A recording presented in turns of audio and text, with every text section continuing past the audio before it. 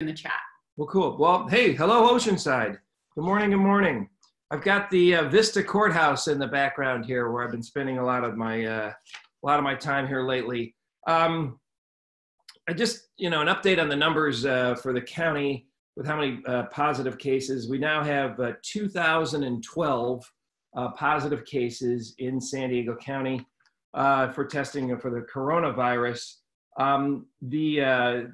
We've had 60 deaths in the county, but we're testing a lot more than we ever used to.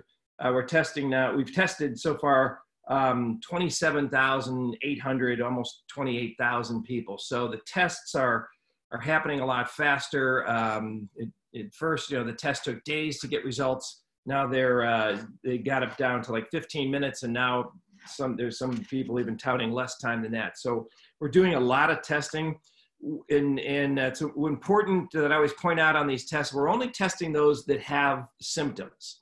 We don't have enough tests to test everybody in the public. I know somebody cropped up at MiraCosta College and was offering antibody testing or things like that, and I asked our county health specialist if that was legit or valid, and they said no, they did not think that was the that group or that entity had not been vetted and were not part of the county health program, and they're still under investigation, I guess, to see the legitimacy of those. So the county is not condoning those quick little tests. Of the 28,000 tested almost, we have 2,000, like I said, 2,000 positives.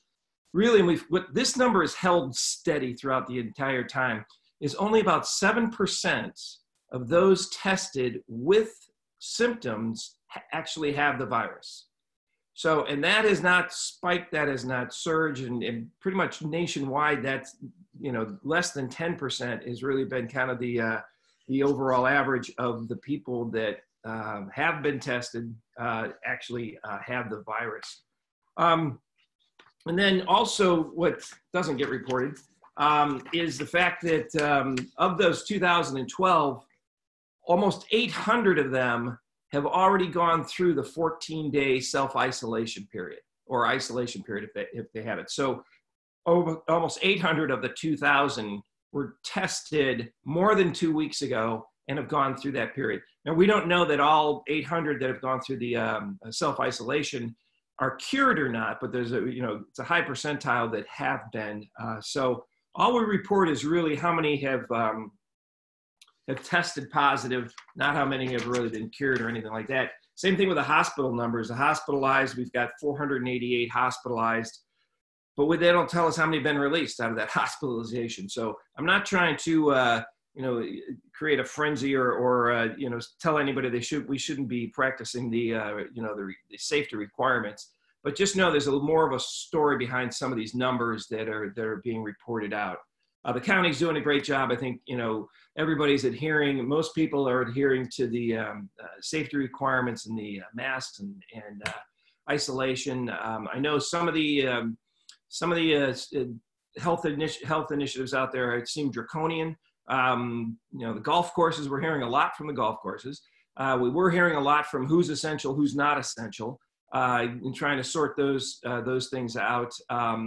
The beaches and boating and things like that are still non-essential. And yesterday I met with, and it was with the Wilma Wooten, our head of the medical director there at the county. And, she was encouraging, we've still got a lot of capacity in the county as far as hospital beds. We've still got a lot of capacity in hospital beds. We've got a lot of capacity in hotel rooms.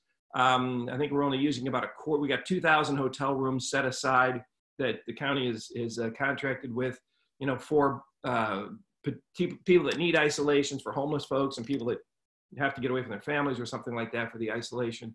We're only using about a quarter of those rooms right now. So we are, still hesitant, I guess, and it's really up to the governor, not necessarily the county as much, but that surge has not happened. But we're still preparing for one potentially. We don't want to, talking to the doctors, they don't want to release things too quickly or let people back out. But one of the things my office has been doing is reaching out to the business community. I don't know, Haley, I understand you got a question for me on that. If you wanted to do that, and then I'll be happy to take some questions and answers, I guess, from the group. Yeah, I think the question is just, I think all of us have been seeing your updates about your new initiative, and we want to know, as business owners, as business leaders, as members of the community, what it is that we can do to help you and what you're trying to do with it. Well, thanks. And what we're trying to do is find out from the business owners, first of all, if there's any impediments that government has to them opening back up. If there's inspections that have to be done, or fees have to be paid, or they have to jump through some hoop government-wise. And then hopefully we can help them navigate through that if it's a county, directive or something like that. So that's kind of the first thing, is if there's any impediments or roadblocks. And then the next thing we want to do from businesses, and this was confirmed with Wilma Wooten, our head medical person at the county, is we want to know, what steps you can take, to set the gold standard and have a plan in place for you to reopen. So yesterday I had a conference call with a few folks from the Escondido auto group there, and from the dealers. And the dealers were talking about how they can get back, what they can do to, open up their doors. Their maintenance portion is open, but they're not able to sell cars or take, turn-ins from people's leases and things like that. So what we're asking businesses to do is tell us what you're willing to do or to commit to or pledge to, as far as taking the safety precautions, so your business can, is ready to reopen.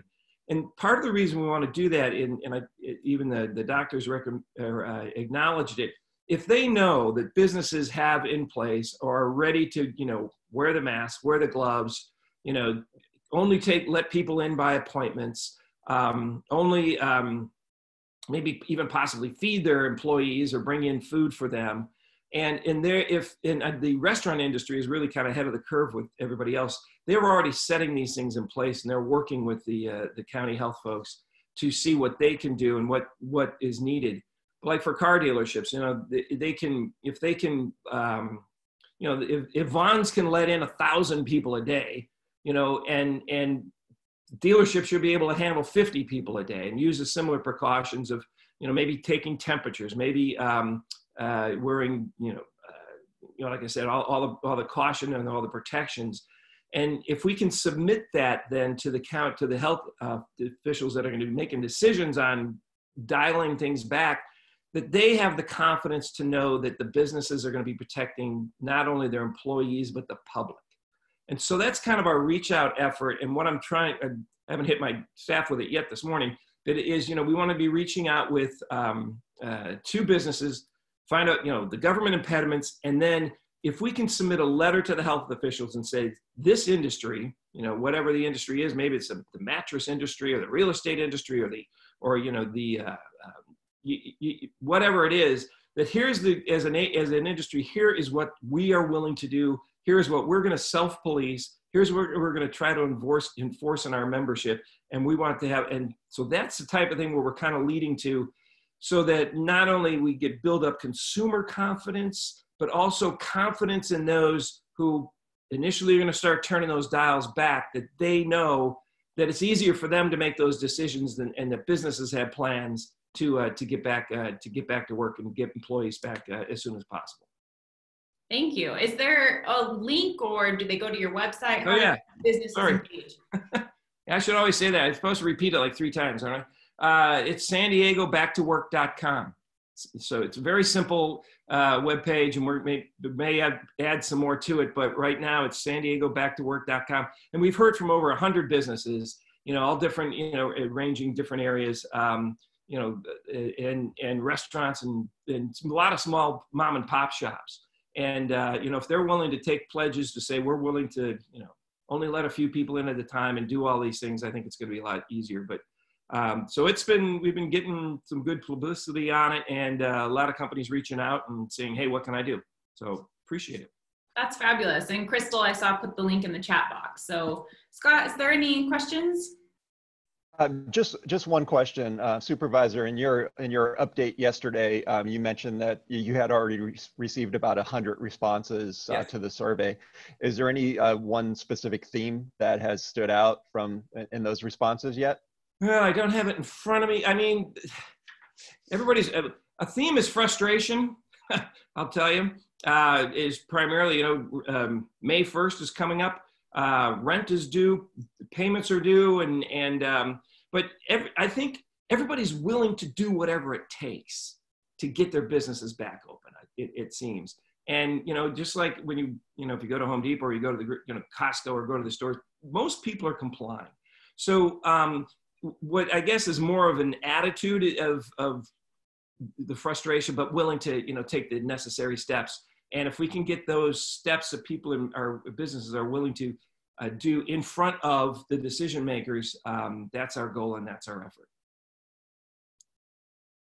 Great. Thank you so much, Supervisor Desmond, for joining us today. And I know you have another meeting, so. Yes, well, a little bit. I can stick around. And actually, Crystal is going to be staying on board if I have to cut out. If you have any questions or anything like that for my office, or call my office anytime, I will always try to help out. You guys have been great. Thank you so much. Thanks.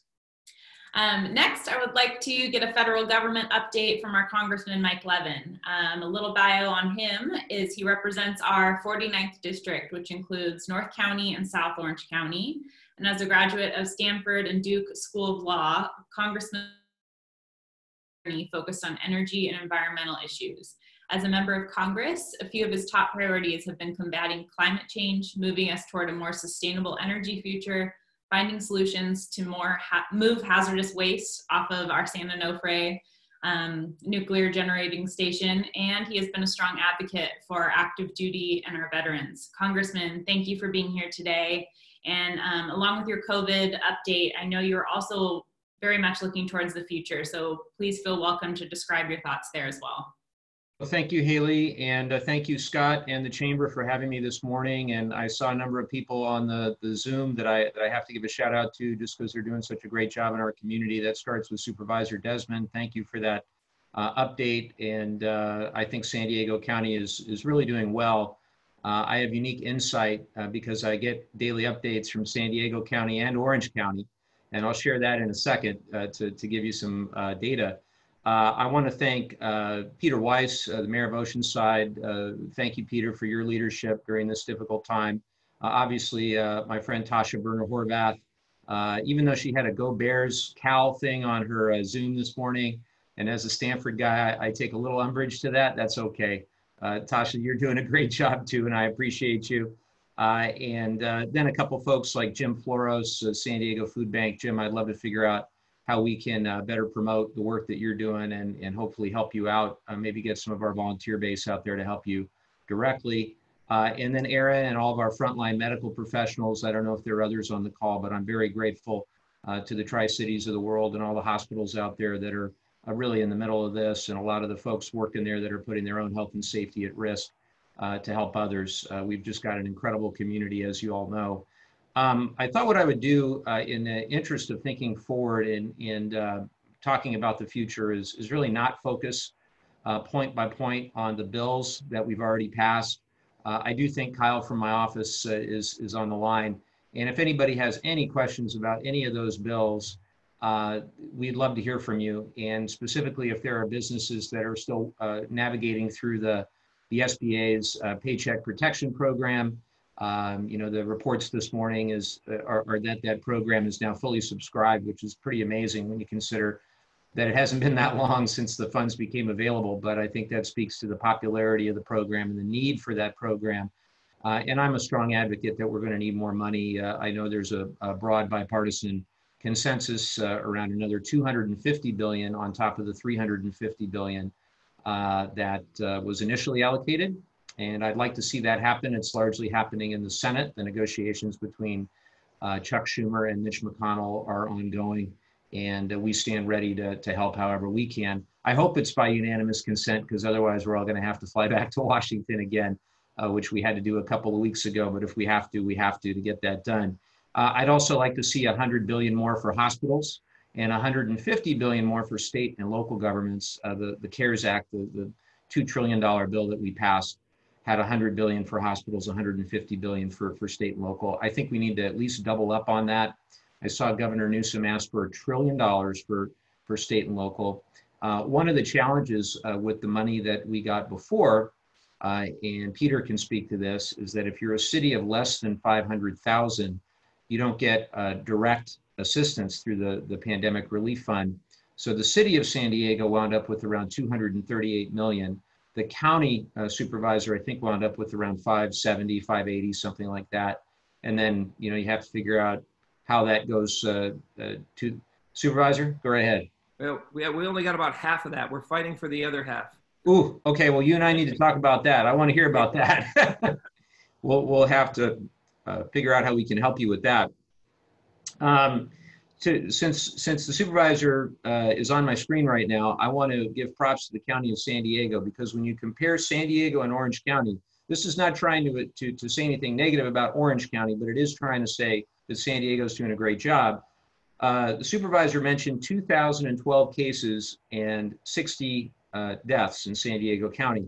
Orange County, you might know, is about the same size as San Diego County. San Diego County around 3.3 million, Orange County around 3.2 million. My congressional district straddles both, with Camp Pendleton in the middle. And I was talking to Pat Bates yesterday about this. Orange County has 1,376 cases and 22 deaths. So just looking at that, you might say, oh, Orange County is doing better. But Orange County has only tested about half the people of San Diego County. So Orange County, as of yesterday, tested 15,305. San Diego, 27,884. That is a big deal. And per capita, San Diego County has tested more people than anywhere in California, which is great. Now, what isn't so great is that as the country, looking at it from a federal level, we have not tested nearly enough people. And I'm asked every day, and I ask my team every day, what's it going to take to begin to get things back to normal? And the first answer is testing, lots and lots and lots of testing.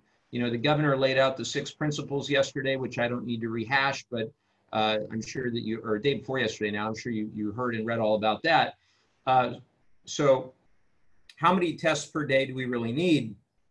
Scott Gottlieb, you might have heard of. He was Trump's former FDA commissioner, and he came out with a really interesting study through the American Enterprise Institute that said we need about 500,000 tests per day minimum. And right now we're right around 100,000 tests per day. And that's in order to really ensure that we're moving from a strategy of mitigation, where we're all staying at home, to one of containment. What concerns me is how the US compares to other countries in coronavirus tests conducted per million people. And when you look at that metric, we're way behind places like Germany, Canada, South Korea. We're now ahead of the UK and France, so that's good. Wasn't that long ago we were really at the bottom of the list with regard to all industrialized countries. So we are moving up that list, and that's great. We need to keep the pressure on to continue to develop the capacity to test 500,000 or more a day. The other thing, we have to change who gets tested. It can't just be those who are the sickest that are getting tested, those with every symptom. That we know have been exposed to others who are COVID positive. We have to start testing far more broadly than that. And at the same time as we do that, we also have to roll out the antibody test. And that has to be broadly available as well. So my great hope is that in April, hopefully by April, but at the very latest, the middle of May, we get to that 500,000 tests a day. In May, we're going to have a peak. If we don't have a peak in April, we'll certainly have that peak in May, depending on the model you're looking at. The California Department of Public Health believes in California the peak will be sometime in May. They continue to believe that. The IHME from the University of Washington, that model that Dr. Fauci and Dr. Birx cite to quite often, says the peak is going to be any day now, basically, across the country. Some states have already seen it. Other states are going to see it very soon. And then the hope would be by June, you'd have the antibody testing widely available. You'd have the first wave of people returning to work. By midsummer, you'd have another wave of people going back to work. And then by September, school coming back into session. By the way, with a 7-year-old and a 6-year-old at home, my absolute admiration and respect for all that homeschool their kids at home. I mean, it's unbelievable getting the kids to do their homework every day is not easy. October, the vaccine, as you know, we all know, is being developed, and a lot of that work is being led in San Diego, and particularly for a lot of our companies in North County working on the vaccine. They're doing an amazing job. My hope is that we've got at least some ability to vaccinate some people, like healthcare workers, later this year as opposed to sometime next year.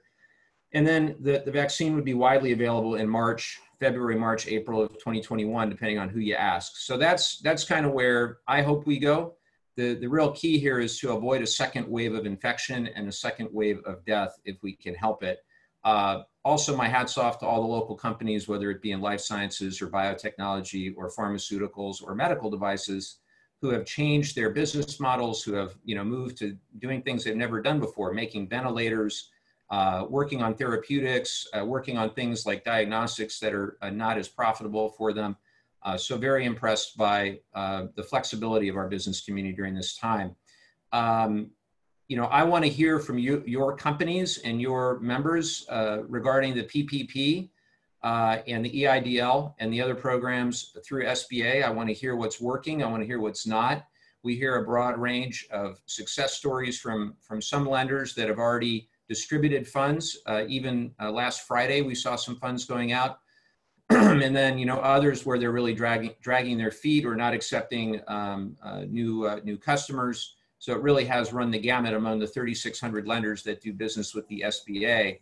And we want to make sure that we learn from the successes of the PPP and try to change it in round two, however necessary to adapt. In terms of longer term, I mentioned the hospital funding, the state and local funding, the additional small business funding. The fourth component of the bill we're working on right now is expanded SNAP, so nutrition assistance, really critically important. And then downstream, I think there are a lot of opportunities. We're going to have to deal with the United States Postal Service that is hemorrhaging money right now. I chair a subcommittee on veterans economic opportunity. And so I'm particularly aware of the fact that 113,000 veterans are employed at the United States Postal Service. It's a huge number of our veterans that are working there. I want to make sure that we take care of the post office for many reasons. Frontline workers, trying to get them hazard pay for the work that they're doing, trying to figure out how we're going to assist mortgage servicers. On the back end, obviously, if people aren't able to pay their rent or their mortgage, then we're going to have a big issue downstream with mortgage servicers. Medium-sized employers. So if you're a big employer, big company, you might have gotten some of the $500 billion through the Fed, through the liquidity that was created in the CARES Act for bigger businesses, airlines and Boeing and the rest. And then if you're small, 500 and below or smaller, you're going to hopefully be able to take advantage of PPP or EIDL or both. But what about if you're in the middle? And so those companies in the middle, we have to think that through. Some sort of jobs program to revive hiring and to create a bunch of new jobs. I'd love to see infrastructure. I wanted to see infrastructure before all this. I really think we need it now, particularly when it comes to things like broadband. We've learned 21 million Americans still don't have access to broadband. And if we're being asked to conduct business this way, as we are meeting this morning, or if we're being asked to have our children learn this way and they don't have broadband access, that's obviously impossible. And then also transportation and water and our electric grid, all those things that we need to do anyway. I think we really need to do them now, both because we see the holes in our infrastructure given the pandemic, and we also need to put a whole lot of people back to work. And then last, I think, we'll have ideological skirmishes over things like vote by mail. I'd like to see nationwide vote by mail. I know some other people don't want to see that. But we did provide $400 billion in the bill for election assistance for secretaries of state, just to ensure that people can vote in November. And I'd like to see a lot more for education.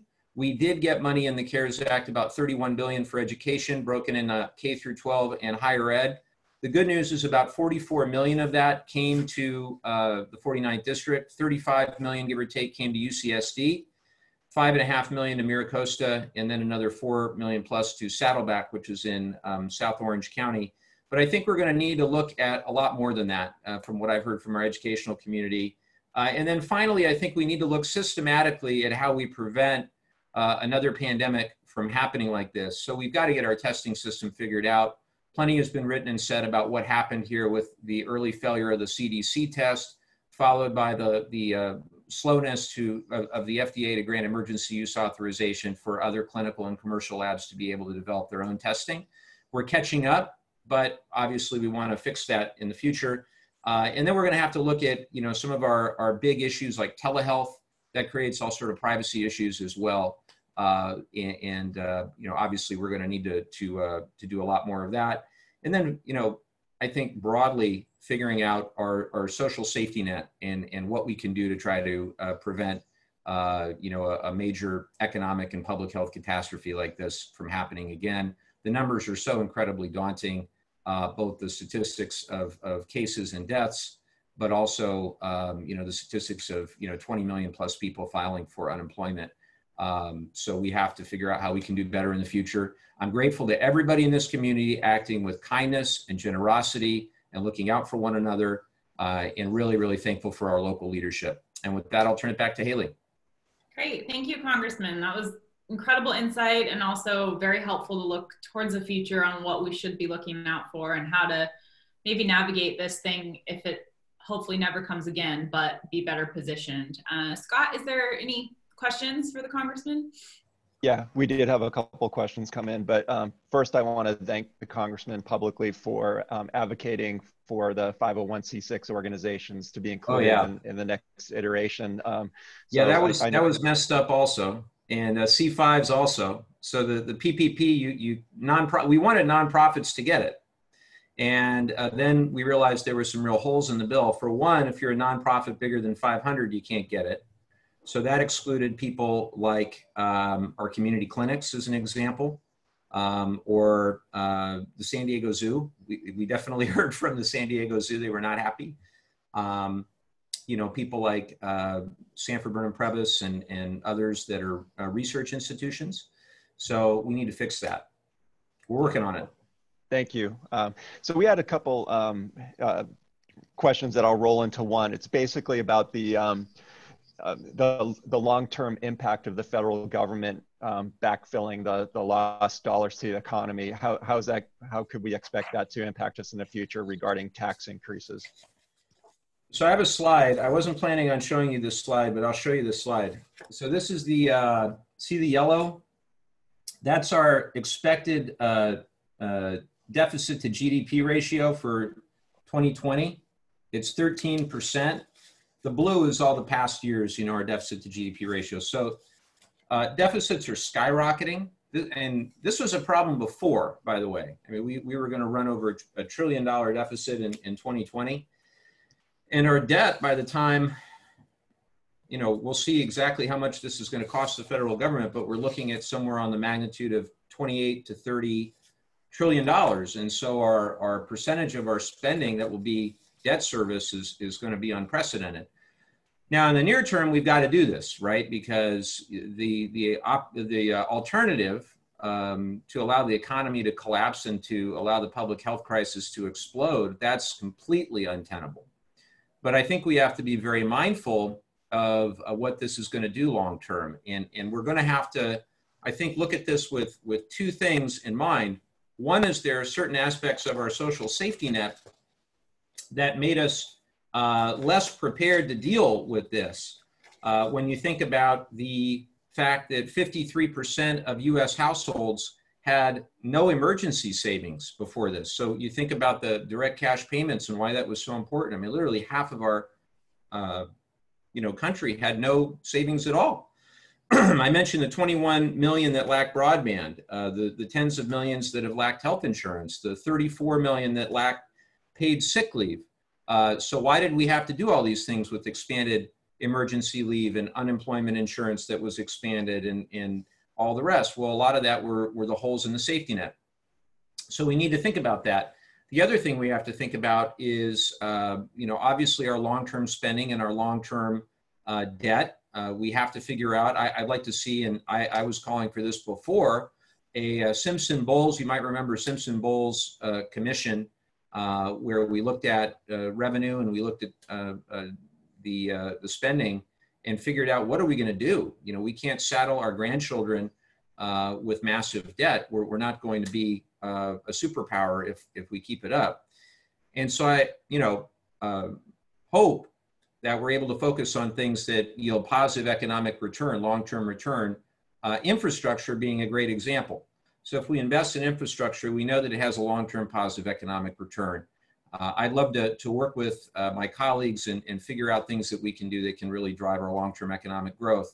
But make no mistake, we're going to have to enter, a period of at least a discussion about austerity. And neither party has been very good at talking about anything, dealing with curtailing spending for any recent history. When the president campaigned, he said they were going to eliminate the debt in 8 years. You can Google it. They said it. And we added, I say we, the federal government added $3 trillion to the debt in 16, 17, 18, and 19 before the pandemic. So everybody needs to remember that. They can't just blame the debt on the pandemic, because that would not be true.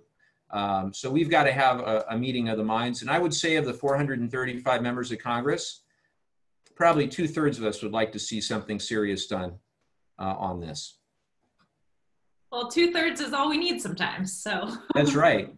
Well, right now, one person can hold everything up and make everybody go back. I don't know if you all read about that, but what happened with this $2 trillion bill is we had total agreement. 435 members of Congress agreed on the bill, which for a $2 trillion bill was incredible.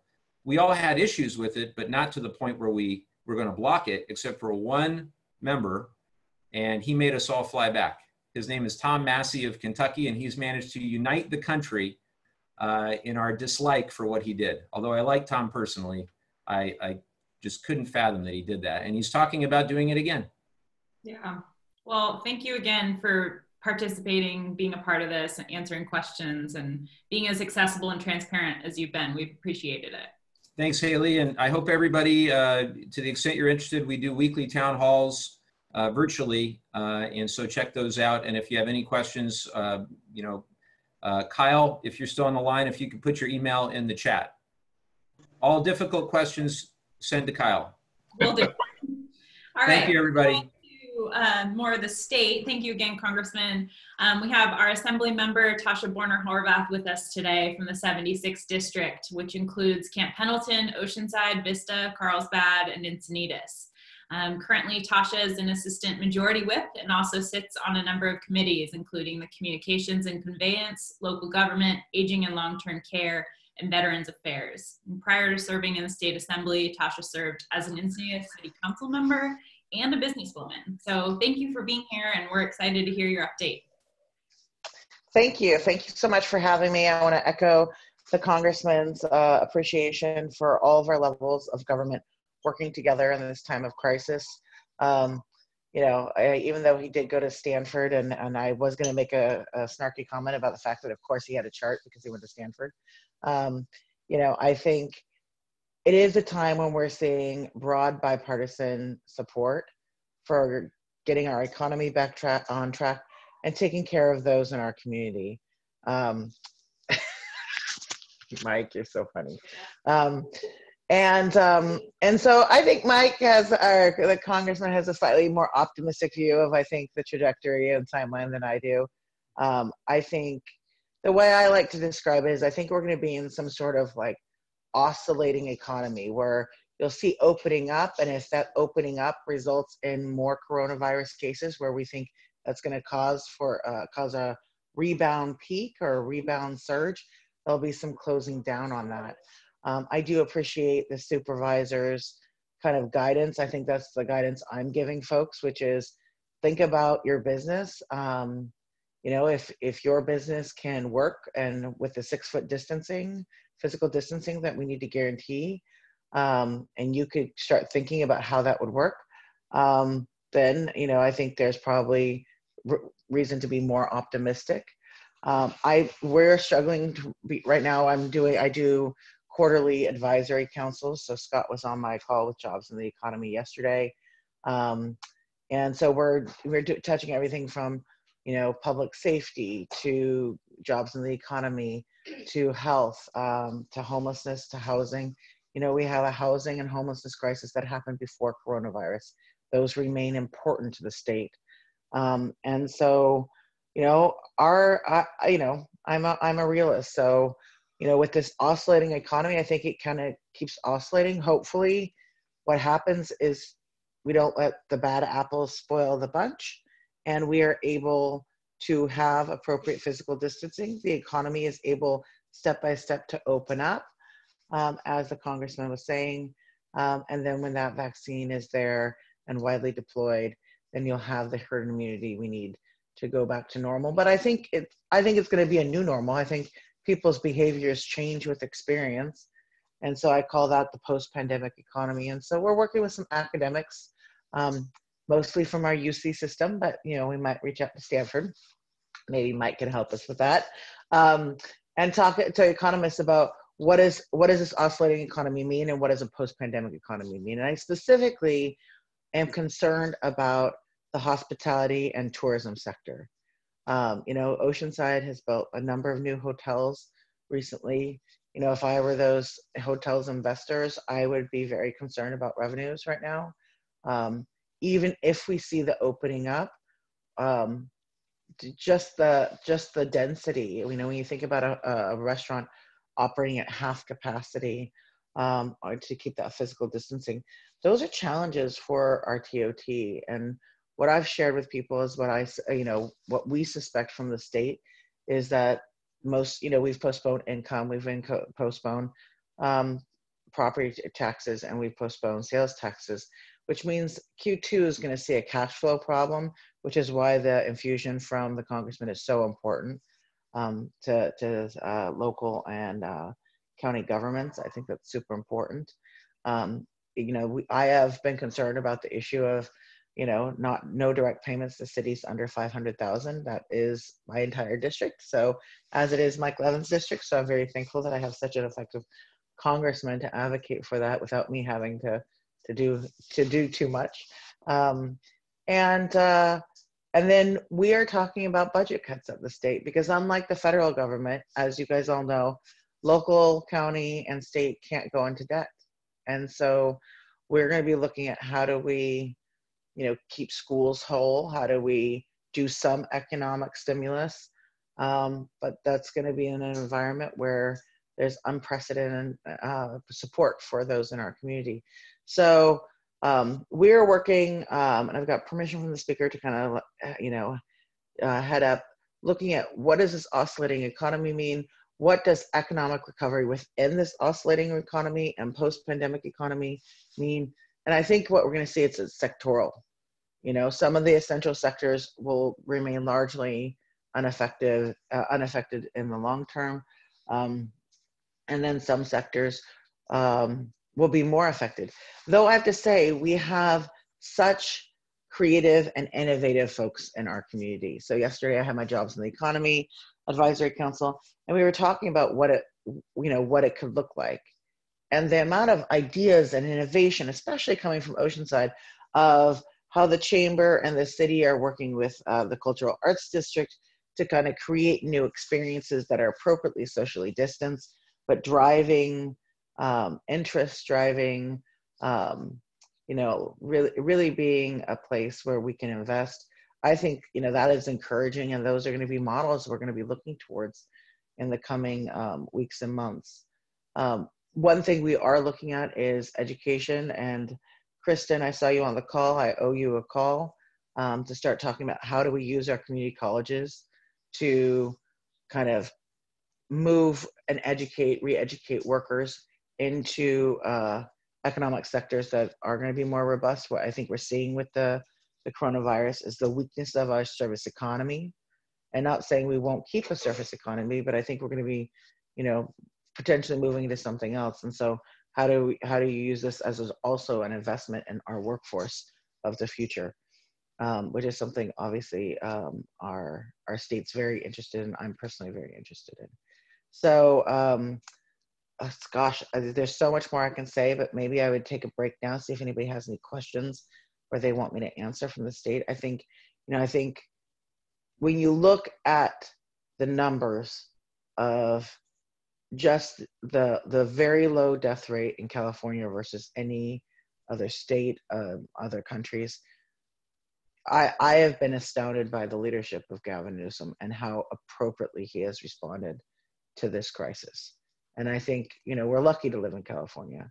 When I first heard about the pandemic and started seeing the numbers coming out of other countries, I basically thought we would all know somebody who died. And what we're seeing is because of early and bold action, we are not seeing, and at all levels of government, right? The federal level, state level, but our county also, and our local level, we're not seeing that, and we will not have the experience like other folks. And so I'm very deeply appreciative of that collaboration. Yeah, thank you. Scott, is there any questions? We do not have any particular questions for the state right now, but I'm continuing to monitor, and we can circle back towards the end if we do. So thank you, Tasha. I appreciate it, Assemblymember. It's interesting to think about it as our new normal and not going back to the old normal, and how we can collaborate and figure out how to change so that we're better prepared. So thank you for that insight. Next, we're going to switch to our local Oceanside Mayor, Peter Weiss, and he has been of Oceanside since 1986, first as a city engineer and then public works director prior to becoming city manager. In 2018, he was appointed mayor. You may catch the mayor performing live in rock and roll band locally around town. But we're really interested in your city perspective. I've heard a lot of positive feedback about your engagement with our local businesses. So thank you for being here and an update from the city. Well, thank you. And I do want to echo the thanks to both the congressman, our assemblywoman, and also our supervisor. It's been an interesting partnership working with them and looking at all of the ways we can do to, one, protect our residents, but also be mindful of and looking at what does the new normal look like? What does economic recovery look like? I think it's going to be important, as you heard from Tasha. The state is looking at some significant budget impacts. And I think every local agency is looking at the same. What I'd like to focus on, though, is one of the things we are mindful of is we still have day-to-day operations we have to maintain. So whether it's our police and fire services, whether it's our utility services, people still get up in the morning and brush their teeth and take a shower. So we have people who are working to make sure that those basic services do continue. One of the things that we have prioritized is to make sure that we can keep the ongoing construction and development industry moving. So we have rescheduled our planning commission meetings, our downtown advisory committee meetings, so that the projects that are in the pipeline can move forward, get approved, and we can push them out to be under construction as quickly as possible, so that at least that sector of the industry has the ability to continue either hiring or keeping people employed. And the same goes with the city projects. We have a number of city projects that we're making sure continue to advance so we can get them out under construction as well. So, we're looking at various opportunities so that we can continue to feed the economy, at least on our side of things, recognizing that it's going to be a challenge for a lot of our businesses the longer this goes on. And I support the issue of finding a way to incrementally restart the economy. We need to find a way to get people back to work. We need to find a way to kickstart the overall economic engine, particularly if we can do it before summer, given everything we have in Oceanside being primarily tourism. So anything we can do to help, and we do have our economic recovery task force that's putting ideas together of what can we do, and the supervisor has that website where he's soliciting input from businesses. I think there's a way within the next few weeks that we can incrementally start opening, hopefully our beaches, hopefully, maybe not full openings, but soft openings to some of those facilities and events that so desperately are needed in the community. So I'll keep my part of this short, but anything we can do to assist the chamber and their members as we move forward, we certainly want to do. and anything we can do to continue pushing the economy forward, we certainly want to do as well. So I'll leave it at that. Since I got to notice I have low battery mode now. Oh no. Well, thank you. Scott, is there any questions on a local level? No local questions, but I just want to thank the mayor and the council for being so accessible and responsive to the business community. Yeah, absolutely. Thank you all for being here. Now we're going to switch gears and hear from the front lines of the healthcare industry. So I would like to introduce Aaron Byzak with Tri-City Medical Center. He is the Chief External Affairs Officer for Tri-City, whose district serves more than 400,000 residents of Carlsbad, Oceanside, and Vista, and their 386-bed general acute care medical center. Aaron has an impressive career from political representation, policy reforms, and strategic counsel. And many of you know him. He's around in our community. He serves on many local boards and commissions. So thank you for being here with us. Can you unmute yourself? There we go. Okay. Now you can hear me. So thank you guys. I appreciate the opportunity to be here. Haley's walking away while I'm speaking. No, I'm just messing with. So appreciate the opportunity to be here to talk to you guys a little bit about Tri-City Medical Center and these unprecedented times in which we're living. I've worked in hospital leadership for a long time and in healthcare as a whole for well over 20 years.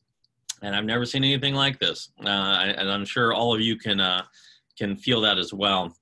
When this all started, we were monitoring the situation when it was in China and gradually as it made its way over to the United States. Pretty early on, we activated our hospital incident command system, which we call HICS. And that was just to make sure that we had a solid footing in case the surge were to arrive prior to the expectations. We created a triage tent, as did pretty much all the other hospitals, in front of our emergency department to make sure that as people came in who were symptomatic, we were able to put them in a place that would not expose other patients who were not symptomatic. Early on, it was a lot about education and continuing education for our staff members. The isolation precautions that you use with coronavirus are similar to that which you would use with tuberculosis or any number of other kind of communicable diseases. And so it was simply a matter of reminding people and making sure that their education was completely up to speed on that issue. That brings us to PPE, personal protective equipment.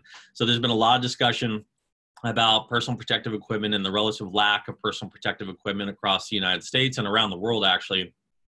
And I think that it's just simply a reflection of the fact that we've never seen anything like this before. And so people weren't sitting with millions of N95 masks and things like that all over the place, just waiting to get them out to hospitals. So a lot of what we've been doing has been about how do you conserve PPE? How do you protect your frontline staff while conserving as much PPE as possible? I think that in these situations when people are scared, and particularly early on when there was less known about the virus, there is a default setting that most people have, and that is to gown up and put a mask, put the best mask possible on for every single patient. And if you do that, you're going to burn through your PPE very, very quickly.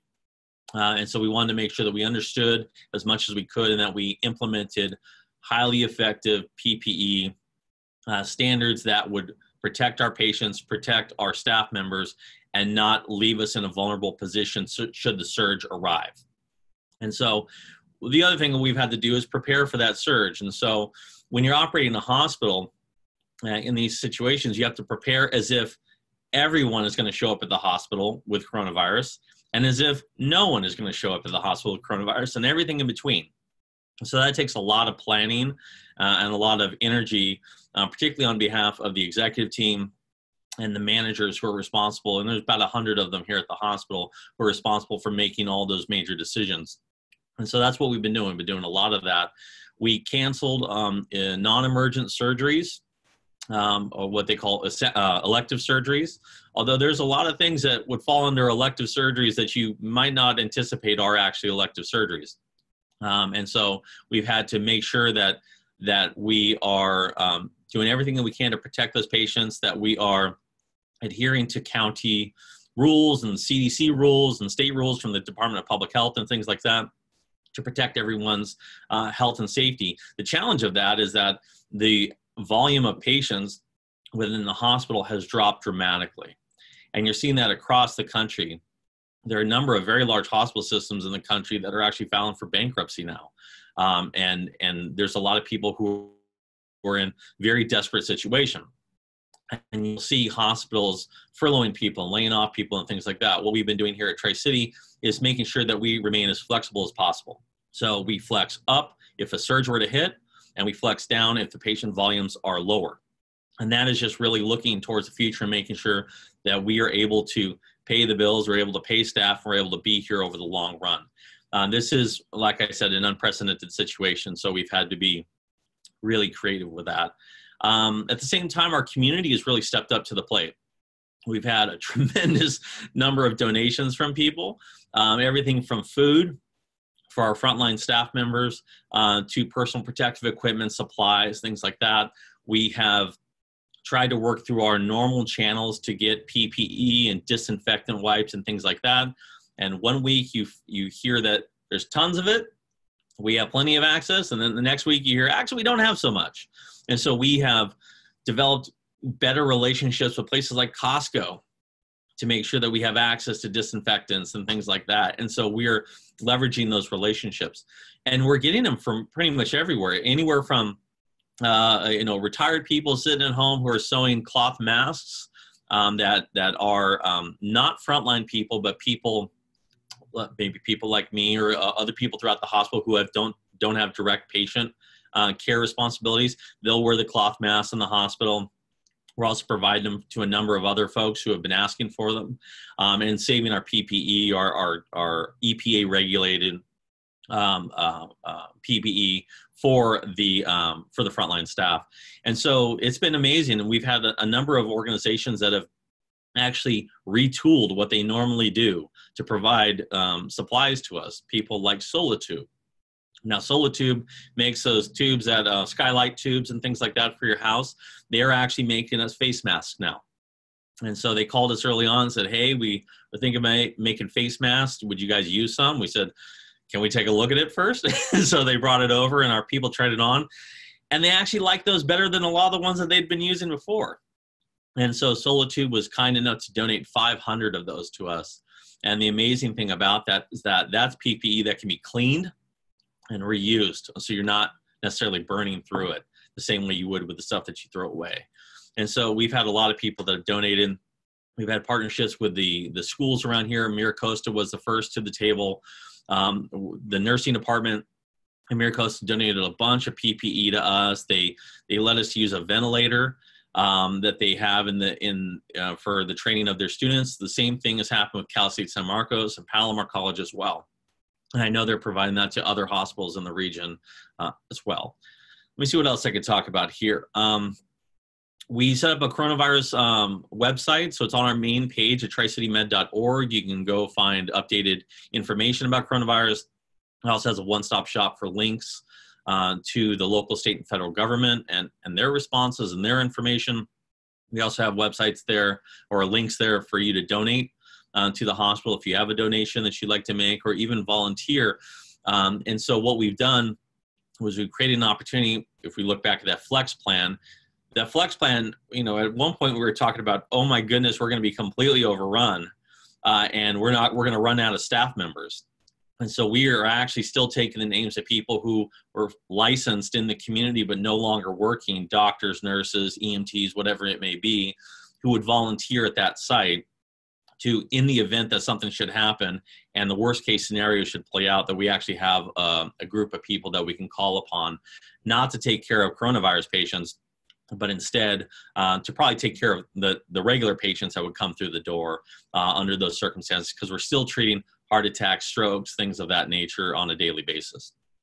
To give you guys the numbers, our numbers are looking relatively good. We only have one COVID positive patient in the hospital right now. We have had a total of, look at these numbers here, as of yesterday, so 439 patients have tested negative for it. That means they've come in symptomatic and we have tested them. 439 have come back negative. Only 16 have come back positive. So that's between 3 and 4%. 10 of those patients were tested in an outpatient setting, that is in the emergency department, and they went home to self-quarantine. 5 patients have been discharged from the hospital, and the 1 patient who is still inside the hospital as a patient, and that number has remained constant for the last 5 days. We have over a week of PPE on hand, and we're trying to be very careful with what we have and continue to buy whatever we can get. And I was talking to the people in supply chain yesterday, and we'll find out, hey, 2 boxes of masks are available. It's like 50 masks. Like, fine, we'll buy them. We'll take whatever we can get. Anything that we can get our hands on, we're taking. And so I think to kind of summarize it, hospital bed availability remains very high. We're less than 50% of our normal census at the hospital. Our ED remains very, very slow. And I have to, as a former EMS guy, I have to knock on wood when I say slow in an emergency environment. Our intensive care unit is about halfway filled. Our number of ventilators that we're using are about half of them. So as of today, we have pretty good capacity to take a new surge of patients should it occur. Hopefully not. So I'll take any questions you guys might have. Thank you, Aaron, and thank you for everybody on your staff putting themselves at risk every day. We all appreciate it and keeping us safe. Scott, is there any questions for health? No, you know, Aaron, the only question was how the community can be supportive, but I think you did a really good job in answering that. But I just want to thank you and your team just for everything that you're doing for our community right now. Absolutely. And I would say, you know, when it comes to things like food, because a lot of people have been interested in donating food, we've got a lot of food at the hospital. I almost feel like what we should be doing is, if you have food to donate, let's figure out a way to donate to the homeless shelters and other places. Jim's also on the line. He'll talk in a little bit. You can donate straight to the North County Food Bank, San Diego Food Bank. Right, exactly. So things like that. Yeah, I think that's it from us. Great, thank you so much. Thank you. We're gonna do 2 quick community updates. The first is from John Osborne with AT&T. John, can you unmute yourself?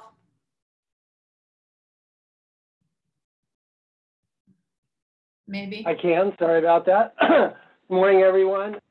So from AT&T, our national disaster recovery response has been to move a lot of what we call a cell on wheels or a cell on light truck to hospitals, to cities for first responder activity. And our FirstNet network that we've built for public safety nationwide is performing exceptionally well. As far as the network, our Wi-Fi calling is up 78%. Wireless minutes are up almost 40%. And the home voice and data networks are up in the range of 45% in terms of data traffic. The core network traffic running across all of AT&T's networks is up almost 30%.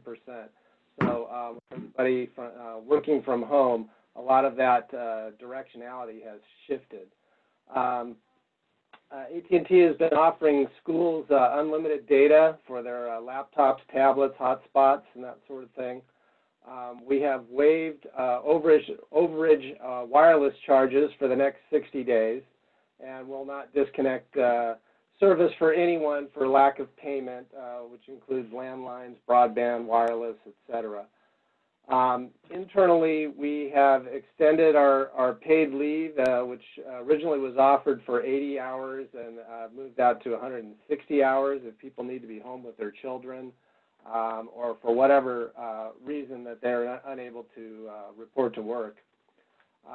The pandemic has impacted some of our retail operations. We have closed 60% of our AT&T stores. We try and keep one open within a 20-mile radius.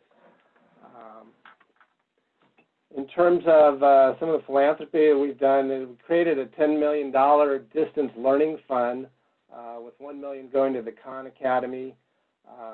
and then our AT&T Access program, which is a $10 a month high-speed internet service where you get free install and free equipment. We've expanded the capability for people to get that. So if anybody, if any household is on the free and reduced lunch program, they now qualify for that, and we're waiving the first 2 months of payments for that, so or charges for that. So they essentially can get all of that for free, and even the $10 a month fee is free for the first 2 months.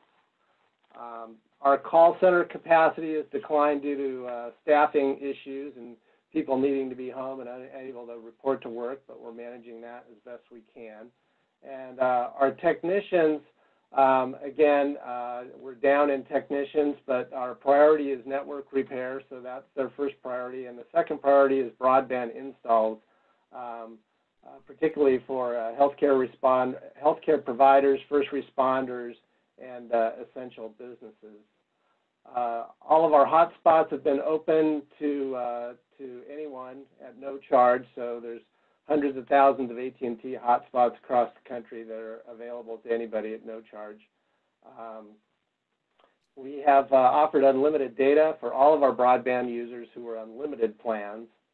And then we've made our kind of Zoom-type product, which is Cisco WebEx. It's an enterprise-based video conferencing system.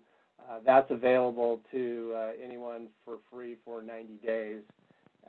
And last, we were underwriting expenses for one-stop resources to help support e-learning from the schools. So that's a quick couple of minutes. Great. Thank you, Scott. Thank you, Haley. Yeah, thank you for that update, and glad that we're able to provide those resources to so many people. Next for Jim Floros with the San Diego Food Bank, sorry, not county. If you could give us a quick 2-minute update and let us know how we can help and what you're up to, that'd be great. Well, San Diego Food Bank, North County Food Bank chapter, interesting times to say the least. We realized early on that we were really seen as a buffer between community working through this and pandemonium and people freaking out there's not enough food and looting and all that. So a lot of our messaging has been that our distribution model is solid. We have 200 distribution sites throughout the county, plus a network of 500 nonprofits that have feeding programs. And so we really wanted to reassure the community, this is what we do for a living. And, you know, we have enough food and we're gonna get the food out in the community. And we really have to trust in that distribution model. We've been making some tweaks and adjustments. We've done a couple mass distributions, which I think we're gonna do our last one this Friday and then reevaluate that. During an 8-day period at the beginning of the crisis, we pumped a lot of food out to our nonprofit partners. Literally, we pumped out about 700,000 pounds of food in about 8 days, just to our nonprofit partners alone. Before the crisis, we were feeding about 350,000 people a month. We're projecting we're going to feed about 600,000 people this month, and probably that number is going to go up. We probably will hit 700,000 people here very soon. So, you know, we are ramping up. You know, we've developed an organization with excellence and precision, and so it's really it's kind of fun to watch how everybody's rallied around their local food bank and are supporting us. We put a $1 million food order in last week, and we're already preparing our next $1 million food order. And I'm sure there's more where that came from. The one thing for you, everybody in your circles, what we really want to recommend to people, if they need help, SanDiegoFoodBank.org/get help. It's SanDiegoFoodBank.org/get help. What we do is each Sunday we update our website and we'll list out all the distributions that are going to take place that coming week. Usually there's about 100 per week. So we have 100 distributions a week. And again, that's not even including the 500 nonprofit partners that we're providing a lot of food with. We're going to a phase 3 kind of strategy, and we're going to pick about 80 of our top nonprofit partners, and we're just going to start pumping lots of food to those agencies at no cost to them, and just get that out in the community. You know, we talk to our nonprofit partners, and they see lines that are 50% or twice the length. So we want to make sure that those community-based partners have the food they need to feed people. And we're just trying to really get people to stay calm, not to panic, realize, you know, we got this, and there's enough food for everybody. And I'll answer any questions if anybody has any questions about what we're doing. Oh, one thing I'll add too, you know, we've been doing these mass distributions. You can really only do about 1,000 cars, really, because if you do 1,000 cars or 1,000 families, like 4,000 cars show up. So if you're going to do 3,000 cars, it'd be 9,000. So it's a little crazy. We did that initially just to kind of shorten the lines. But I was up with Tasha up at the North County Food Bank a couple of weeks ago, and the North County Food Bank chapter, different from Miramar, has a drive-through or has a pantry where people can come. It's like a market. Well, we were seeing so many people coming into that pantry that we did a pop-up drive-through distribution at the North County facility. It's very mellow, never more than 3 or 4 cars at a time, and we're seeing between 200 and 300 cars a day. So over 1,000 people coming. They just drive through. We put the food in their trunks, so it's you know, social distancing, no-touch distribution. So again, we're doing probably 1,000 to 1,200 families a week just through that North County facility. So that's another thing that you can push people toward, to just go by. We're on Engineer Road in Vista, and they can go and get product at the North County Food Bank if they don't get to one of our other distributions. And there was one thing in the chat, Jim, is it possible to do different distribution sites to help even out the amount of people coming, or? Well, you know, we're adjusting on the fly, but we have to be careful, and that, you know, we have 100 nonprofits that suddenly want to start doing feeding programs, and everybody kind of wants to do it. And while we are making some strategic additions, you know, we have that 200 distribution sites. It's strategically laid out throughout the county. So, you know, that's a pretty solid distribution model already. And then, of course, the 500 nonprofit partners. So really, what we really want to do is work with what brought us to the dance, with a few additions here and there. So, you know, because otherwise, I mean, we've had, everybody thinks they're an expert in feeding people now. I've had people say, okay, I'm bringing 15,000 peanut butter sandwiches to the warehouse. And I'm like, no, you're not. That's actually violates every health code there is, and please do not do that. And everybody, their heart is in the right place, but we try to remind people, this is what we do for a living. So, you know, support what we're doing and work through our supply chain. And really, it's not any more scientific than making sure we have enough food literally in that supply chain. And also, you know, we're the regional diaper bank, so diapers are still being distributed. We're doing about 500,000 diapers a month. The North County facility is actually our county-wide diaper hub. We need a facility to be able to store all those diapers. So case-by-case basis, we are adding a few. We have a gentleman that just got a warehouse down in National City, 5,000 square feet. We're gonna bring him on because it's the perfect location to do kind of one of those drive-by distributions. That's incredible. Thank you so much for all you're doing. And despite our rivalry in the football world, I appreciate you. Go Pack Go. What can I say? Sorry. All right, and then really quickly, because Supervisor Desmond did touch on it, Kristen has a quick update, 1 to 2 minutes, about the testing that was happening at MiraCosta. Kristen? Yes, good morning, everybody. This is all over the media, so I just want to address it with this group, the Movers and Shakers. A group by the name of COVID Clinic pulled a facility use permit with MiraCosta last week. This is not a was not a MiraCosta sponsored, co-hosted, collaborative event whatsoever. They rented the use of the parking lot, explained that they were coming in, they were fully equipped for traffic control, fully equipped with approval from the county, and they were ready to go. That has not been the case. The county had reached out to the clinic on Tuesday, not reaching out to the college, telling the clinic they need to cease operations. Simultaneously, the college was working with the clinic saying they need to be done by Friday because of the lack of traffic control, the lack of porta potties. We have an adjacent senior community where folks were walking around. So all these reasons, the clinic was in breach of the contract with the college. And then yesterday, the county then reached out saying they need to cease operation immediately. So instantly we got that email from Dr. Rutlin at the county, and we had our law enforcement down there. From confirmation from our chief of police on our college police site, they are not there. They are not operating. According to the news, they're looking for another location in San Diego.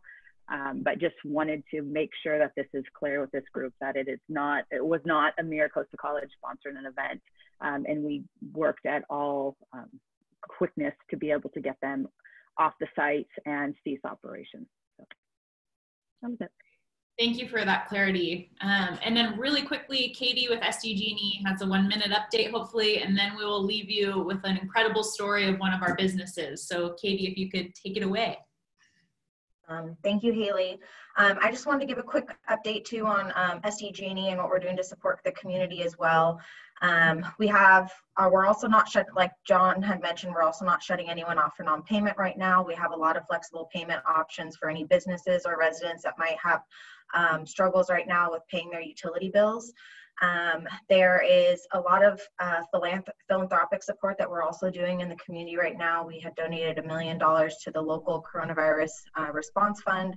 Our parent company, also their foundation, has donated $1.75 million into their coronavirus response fund, and we have accelerated all of our charitable giving to this part of the year. Usually we sprinkle them out depending on the initiative that they support. So we're trying to insert around $6 million in charitable giving all within the next month or so to support the local nonprofits that are trying to respond to their communities right now. So if you know of anybody that needs support with their SDG&E bill, a business or residents, please feel free to forward them to me, and I can make sure we connect them with a proper person at SDG&E to get the support that they need. Thank you. Was that a minute? I hope I didn't go over. So fast. Thank you. That's incredible, having that kind of funding available for people. So thank you so much, and to not have any penalized either. Lastly, we have Skip Coomber with Coomber Wines in Oceanside to give everybody kind of a good feel-good story about what's going on with our local business community and how Skip has created such positivity and ingenuity in this time of need and has created partnerships with other businesses. And so if we could have Skip give us a little update, and then we can turn it back over to Scott. Unmute. Can you hear me? Yes. Good morning, everyone. Thank you for this opportunity. What we've done couldn't have been done without the support of our local business support organizations in the city. The Chamber has been fantastic. Visit Oceanside, Main Street, Oceanside, and then we work with Michelle Geller of the city. So it's been fantastic. So we own a craft winery in downtown Oceanside. I also run a music lesson company that had 650 students all being taught in their homes. You can imagine that business has had to pivot a little bit. But from the beginning, our goal was to keep our hourly workers working and do what we could to help other people. And we're not unique in that. I think most people are trying to do what they can for other people.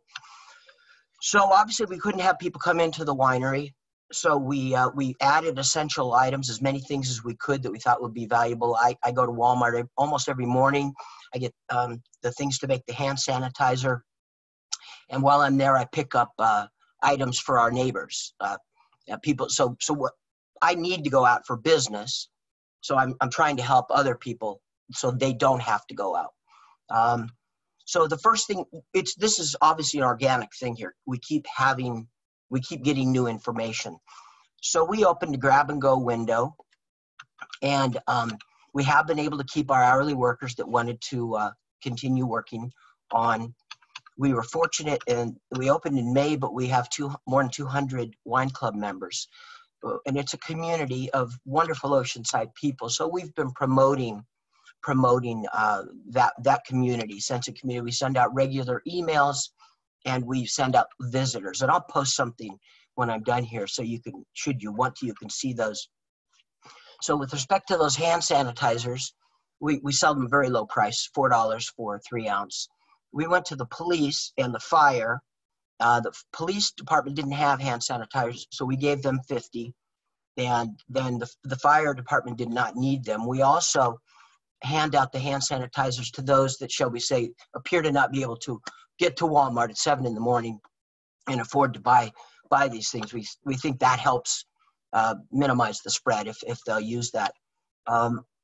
We then set up we wanted to help our partner restaurants, Rim Talai and Rosewood Kitchen. So we went to them and said, if you'll set up a dinner for two for $25, we'll post that on our website. People can call in, order, and then they'll buy a bottle of wine or more from us. I'll personally deliver the meal. You'll get the full $25. So that's kept some other people at home, but we're helping these restaurants the best we can. I didn't like the look of our wine and food being set on the concrete because obviously we didn't hand it directly to the people. So I created a 11 by 14 delivery placemat that we use. We also partnered with a Carlsbad-based company, USAopoly. They have the personalized Monopoly games, and so we now sell those. And this week we're promoting Family Night, so people can come and pick up a game or a puzzle, or we can deliver that with their food. We created, using Corey Whitlock, who next door, a Oceanside local surf guy who does T-shirts and things. He created these face masks for us, which are a hit with people. And the goal is to work with local businesses as much as we can. And we keep getting guidance from the chamber and Visit Oceanside, and it helps us to get out on things like this.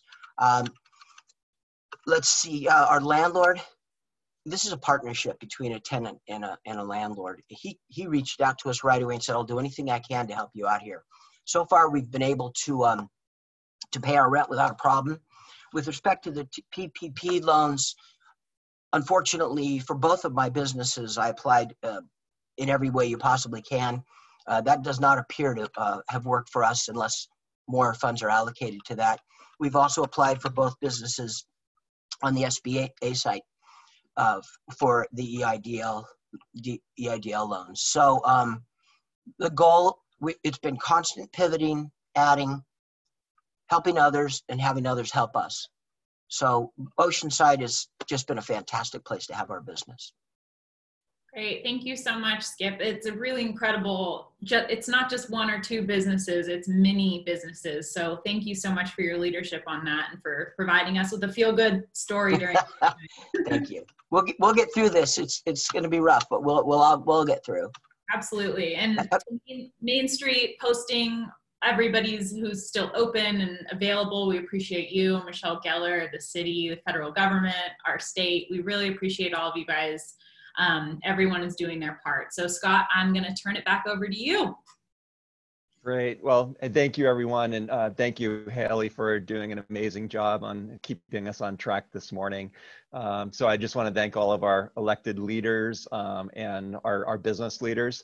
And, Congressman Levin is still on the call, so I'd like to invite you, Congressman, to wrap us up with a few final words.